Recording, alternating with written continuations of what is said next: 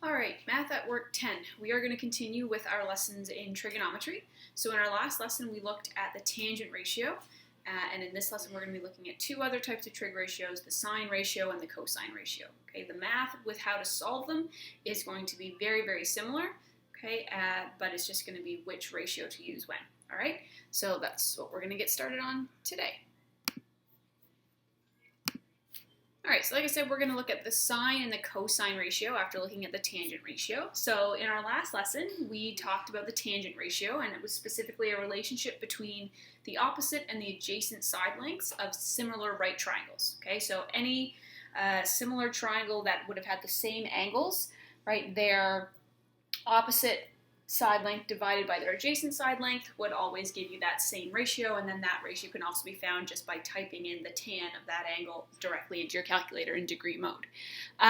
You would have noticed that that ratio only uses opposite and adjacent, and it leaves out the hypotenuse side altogether. Okay, so in this lesson, we're going to be looking at two other ratios, the sine ratio and the cosine ratio, and that's going to bring into the hypotenuse length. Okay, because there are going to be some problems where we don't know information. We don't know information about the opposite and the adjacent. We maybe only have information about the hypotenuse, right? So that's where we're going to be looking at sine and cosine, where sine is the relationship between the opposite and the hypotenuse, and cosine is the relationship between the adjacent and the hypotenuse side lengths of similar right triangles. So your key terms are the same here. We do still need to know that the hypotenuse is the longest side of a right triangle and it's directly across from the right angle. We still need to know that the opposite side length is labeled based on which reference angle you're dealing with, and it's directly across the triangle from that angle you're choosing to work with. The adjacent side is the one directly beside it. That's not the hypotenuse. Okay, and the angle you're choosing to work with can't be the right angle. Okay, it has to be one of the other two non-90 degree angles. And theta, again, this little symbol is that Greek letter that's commonly used to represent that unknown angle, right? Instead of x for a side length, we'll use theta typically for a missing angle. Okay, so it's the same key terms, but just as a reminder. So just like we did a little exploration with the tangent ratio, we're going to do the same thing here with the sine and cosine, just to kind of show you how it all works out. Okay, so in the following diagram here, we have three different triangles, and they are all similar right triangles. Okay, and remembering our work that we did with similar shapes, we can confirm that they're in fact similar triangles because the proportions of their side lengths are equal, right? So these are actually all Pythagorean triples, right? The 3, 4, 5, because it's going to make our calculations easier, not having to deal with crazy decimals, right? But again, we know that they're going to be similar because if we take 3 and multiply it by 2, we get 6. And if we take all the side lengths of this triangle multiplied by 2, right, 3 times 2 is 6, 4 times 2 is 8, 5 times 2 is 10. So since the proportions of all the side lengths are the same, we have to conclude that they are similar shapes. Okay, same thing here, right? If we take all of these original side lengths here, we multiply them all by 3. 3 times 3 is 9, 4 times 3 is 12, 5 times 3 is 15, right? These again are similar, and this one would be if you multiplied each of these numbers by 1.5, right? 6 times 1.5 would be 9, 8 times 1.5 would be 12, and 10 times 1.5 would be 15. Okay, so what we know is that they are all similar triangles. So now what we'll do is we'll label each of those triangles using hypotenuse, adjacent, and opposite. And we're going to fill them in. So again, we label those triangles based on the reference angle that we're trying to use. So in this table here, our first three are angles A, D, and G. So angle A in this one, angle D in this one, and angle G in this one. And based on the orientation of the shapes, these would all be corresponding angles. So while we don't know exactly what that angle is, we do know that because they're similar shapes, these angles would be the same. Okay, so let's label our triangles according to that. So if we're using angle A here, right, the hypotenuse is always directly across from the right angle, so the hypotenuse would go here. If we're using angle A, the opposite side length will go directly across angle A, so the opposite will be here, and then the adjacent will be down here. Okay, so if we kind of fill out this table doing that, okay, so A, the opposite side length here would be 4, the adjacent side length here is 3, the hypotenuse side length for angle A is 5, and we can also fill out the rest of the table saying, what's the opposite divided by the hypotenuse? Okay, so this case would be 4 divided by 5, and we're just going to put that in as a decimal. So if you do 4 divided by 5, you get 0.8, right? And then here in your adjacent divided by hypotenuse, right, it's that 3 divided by 5, and if you do 3 divided by 5, you get 0.6. All right, let's move on to D. So again, we're labeling the side lengths. So according to angle D, right, the opposite side length would be directly across. The hypotenuse is directly across from the right angle, and the adjacent is the one that's next to the angle in question, and we're dealing with angle D. So we can fill that in now. So the opposite side length from angle D is 8. The adjacent side length for angle D is 6, and the hypotenuse is 10.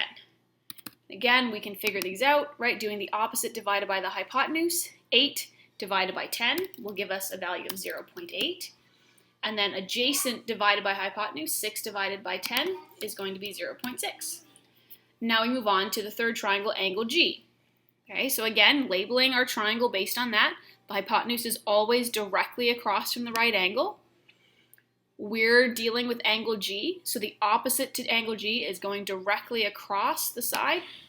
So it would be here, and the adjacent is the one that's next to it. So again, if we fill out our table, the opposite side length is here at 12, the adjacent was 9, the hypotenuse is 15, and then if we do the division, opposite, so 12 divided by hypotenuse, 12 divided by 15, we get 0.8. And adjacent, 9 divided by hypotenuse, 9 divided by 15 is 0.6. Right? So already I'm hoping that you notice the pattern here is that these ratios of opposite divided by hypotenuse and adjacent divided by hypotenuse are the same when you're dealing with the same angle. Right? Because we know these are the same angle because they're from similar triangles, whatever that angle is. Okay? Now, again, remember that you can relabel your triangle based on the angle you're working with. So if we go back to this one and we talk about angles B, E, and H, B is here, E is here, and H is here. And again, based on the orientation of those triangles, they would all be the exact same angle because they're similar triangles. But it would change how we label our triangle, right? So again, hypotenuse would still always go across from the right angle. But if we're using angle B as our reference angle, the opposite side length is now going to go down here, and the adjacent side length will be here. So it'll switch, right? Because now for angle B, opposite is 3, adjacent is 4, and hypotenuse is 5, which is going to switch how we list these ratios, right? Because now opposite is 3 and hypotenuse is 5, so this is going to be 0.6. And then adjacent divided by hypotenuse is 4 divided by 5, so it'll be 0.8. Right, and then we'll do the same thing with angle E. So hypotenuse, again, is always directly across from the right angle. Dealing with angle E, the opposite side length would be directly across, and the adjacent is here. So if we fill that in, opposite is now 6, adjacent is 8, and hypotenuse is 10. Right, and then again, doing those divisions, right, the ratios, opposite divided by hypotenuse, 6 divided by 10 is going to be 0.6, and adjacent divided by hypotenuse would be 8 divided by 10, so 0.8. And then finally, with angle H, again, the hypotenuse is always directly across from your right angle. Going directly across from angle H would be the opposite, and next to it is adjacent. So again, that's a switch where the opposite of H is 9, the adjacent is 12, the hypotenuse is 15, and then again, doing your ratios, 9 divided by 15 would be 0.6, and then adjacent divided by hypotenuse, 12 divided by 15 would be 0.8. So again, you notice there's a switch here, right, where depending on how you label your triangle, right, and which angle you're using, you just switch up the ratios, okay? So if you use the sine of one, it's equal to the cosine of the other, okay? But again, you do notice that if it's the same angle, you get the same ratios. All right. So again, your conclusions here are that you do have two other ratios that can be used, right? So for every similar triangle for a given angle, the ratio between the opposite and the hypotenuse side lengths are going to be equal, okay? This ratio is called the sine ratio, and the equation is that sine of whatever the angle is equal to opposite divided by hypotenuse, okay? And sine ratios, again, they're constant, so you can always just go to your calculator, hit sine of whatever angle you're dealing with, making sure you're in degree mode, and then you will get the ratio, and then that allows you to solve for one of these two missing side lengths, okay? Similarly, if you instead use the adjacent and the hypotenuse side length, that's called the cosine ratio, right? And again, the equation there is that cosine of theta, right, cosine of whatever the angle is equal to adjacent divided by hypotenuse. And once again, you can figure out what that is. It's all stored in your calculator. Just hit cosine of the angle. That'll give you the ratio, and that can allow you to solve for a missing side length, okay? So the big part of this now is that we've got 3 different trig ratios, and we need to figure out which one do we need to use when, okay? Because if you were to use the same angle, let's say a 30-degree angle, and type in your calculator sine of 30, cosine of 30, and tan of 30, you get 3 very different answers. So if you use the wrong one, you're going to get the wrong answer, okay? So what you need to do is make sure you are using the right ratio. So the first thing you'll do with any question, look at the triangle or draw the triangle you have, and look at the angle that you're going to be working with, right? So identify this is the angle I'm going to be working with in the triangle. That's not the 90-degree angle. From that angle, start by labeling your triangle. Label your side lengths as opposite, adjacent, and hypotenuse, okay? Then look at the triangle that you've now drawn, and look at the side lengths. Which side length do you have information about, and which one are you trying to find? The answer to those 2 questions is going to be which ratio you use. So for example, if you have the opposite side length and you're trying to find the hypotenuse, which ratio involves a relationship between opposite and hypotenuse? And that's the sine ratio, right? If you have the hypotenuse and you're looking for the adjacent, well, think about which ratio involves something with the adjacent and hypotenuse side length, and that's cosine. Okay, so you'll often hear people maybe say things like SOHCAHTOA. That's a very common, it's not really a word, it's just all of the letters put together kind of like an acronym to help people remember which trig ratio to use. Right now, if we were still in class and we were doing a test or an assignment on this, you would have all these formulas given to you and you wouldn't necessarily need to memorize them, but it's, it's a quick little, mnemonic that allows you to remember which one to use when without having to look it up. Okay, so basically with SOHCAHTOA, the letters here just stand for the parts of the formula, right? So S is for sine. Sine is opposite over hypotenuse. C is for cosine, so cosine is equal to adjacent divided by hypotenuse. And then tan is opposite over adjacent. And the order in which you say them helps you know which one's supposed to go on the top and the bottom, right? So it's like so, sine equals, and then opposite divided by hypotenuse, right? And you can kind of see that there as well. All right, so now let's just do some examples, right? Now that we've kind of seen the ratios, we know where they're coming from, let's just start solving. So in this first one, we are being asked to determine the missing side length and to round our answer to the nearest 1/10 of a centimeter. Okay, so I'm just going to take a second, redraw that triangle on my board. So we've got a right angle triangle, we have a 25-degree angle up in the top. The hypotenuse length is 2.5 centimeters, and we're looking for the side length here, x on the bottom. Okay, so using that method that I just described to you, right, the first thing you're going to do is look at your triangle and label your side lengths as opposite, adjacent, and hypotenuse. Okay, so that's the first thing I'm going to do. So I start off. I identify which angle I'm going to be using. This one's already given to me, so I might as well use it. So based on this angle, going directly across the triangle, this would be considered the opposite side length, okay? Directly across from the right angle, that's our hypotenuse. And the one next to this angle that's not the hypotenuse is the adjacent side length. Okay, so I have my 3 sides labeled. Now I look at, well, which side do I have and which side am I trying to find? Well, I have the hypotenuse, and I'm looking for information about the opposite, okay? So which trig ratio involves opposite and hypotenuse? And you can go and look at the slide again. You can remember SOHCAHTOA, and as you get better at this, you'll realize, okay, the one that involves opposite and hypotenuse is sine. So I know I'm going to use the sine ratio, which is sine of theta, or the sine of an angle, is equal to the opposite side length divided by the hypotenuse. Right, now we start filling in the values we know and the values we don't. So theta is our first one, right? That's the angle. We know that angle. It's 25 degrees. So sine of 25 degrees is equal to the opposite side length, which is our unknown side length, so x, divided by our hypotenuse, which is 2.5. Okay, so now this goes back to the exact same discussion we had before with a tan ratio. How do you solve an equation that has a fraction? You start by getting rid of the fraction. You do that by multiplying both sides of the equation by whatever the denominator is. Okay, so I need to multiply both sides by 2.5.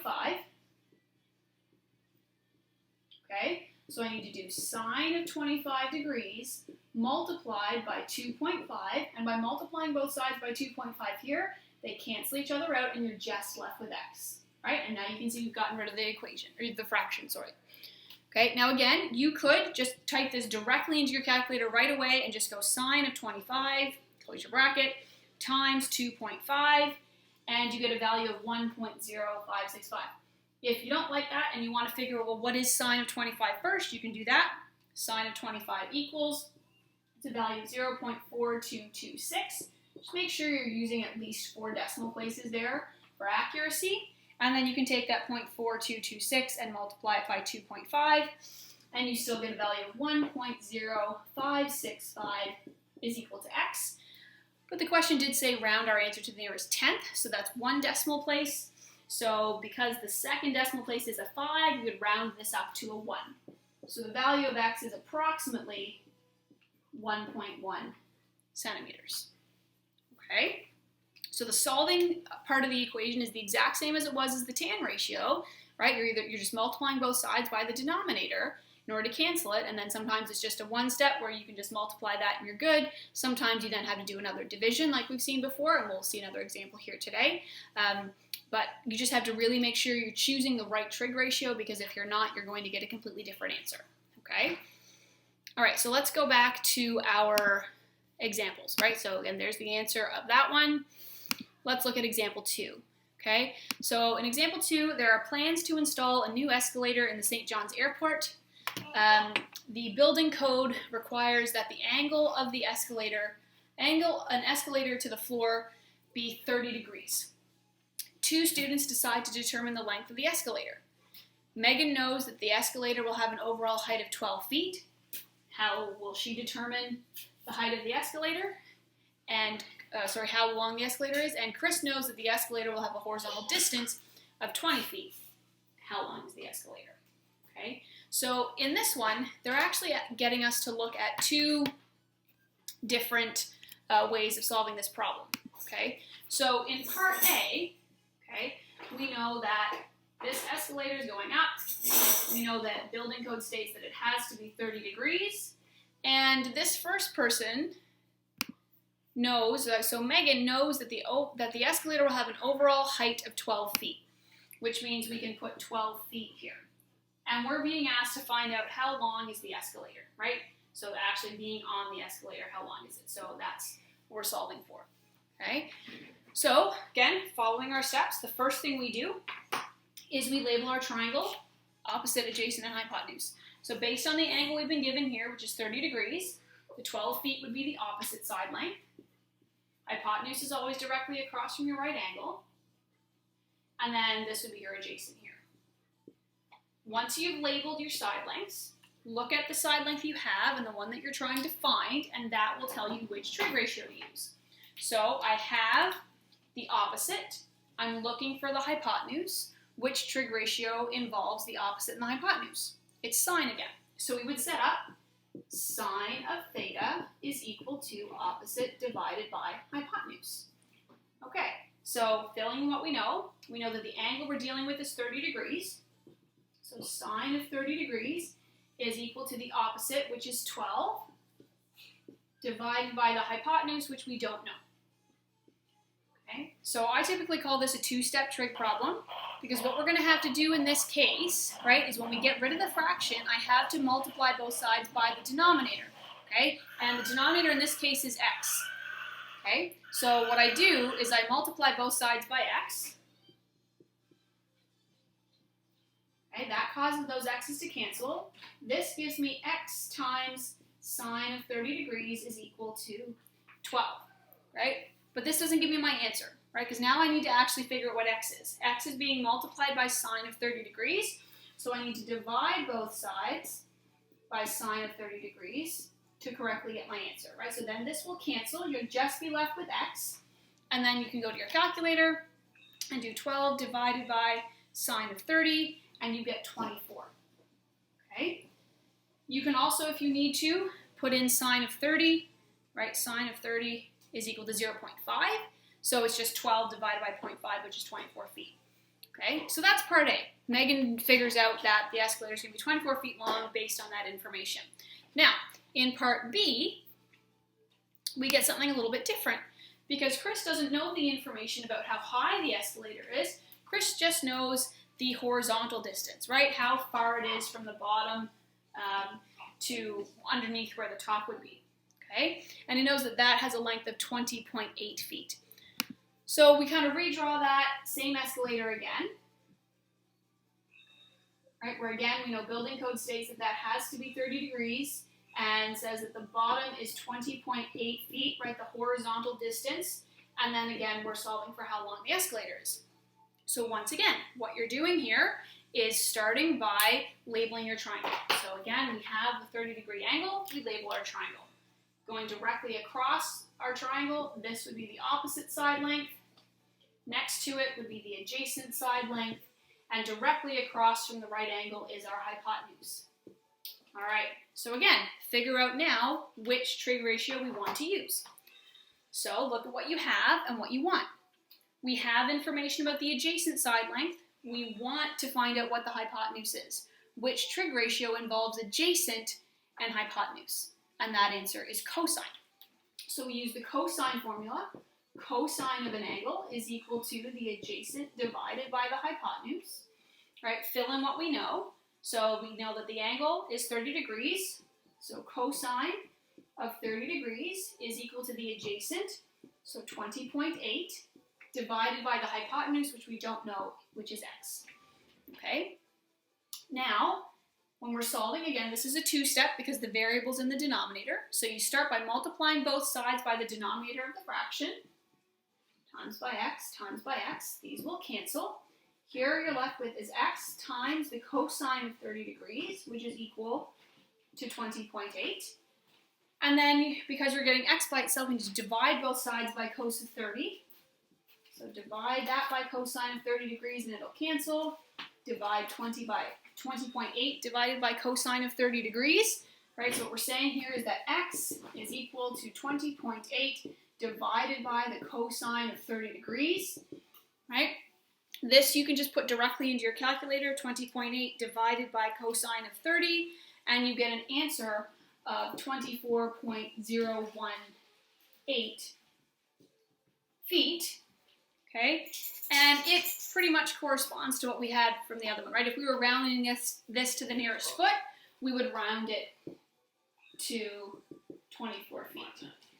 Okay, so what you'll notice is that you can get the same answer using different ratios, providing you have different side lengths.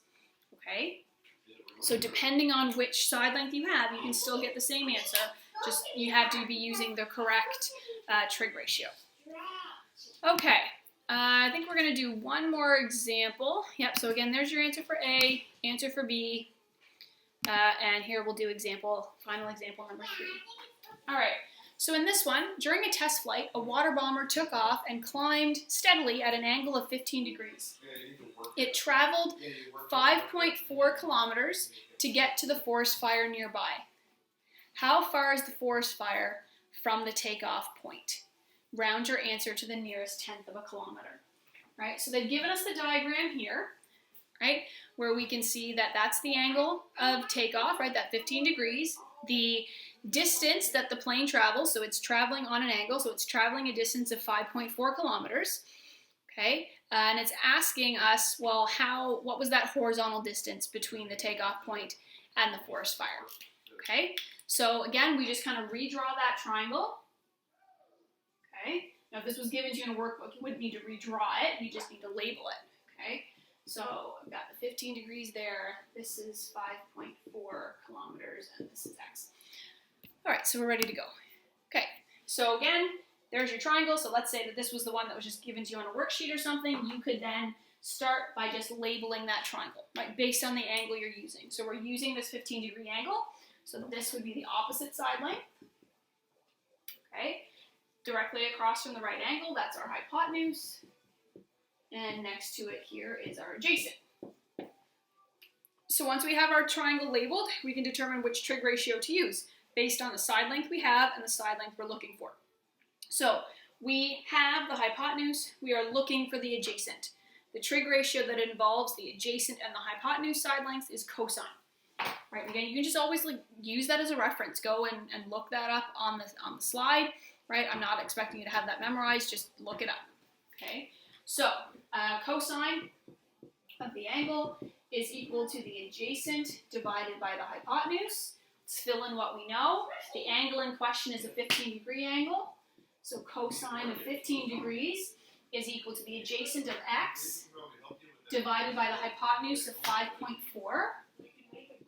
Okay, this would be a one-step solving equation because the denominator is just a constant. So what you would need to do is just multiply both sides by the denominator, multiply both sides by 5.4.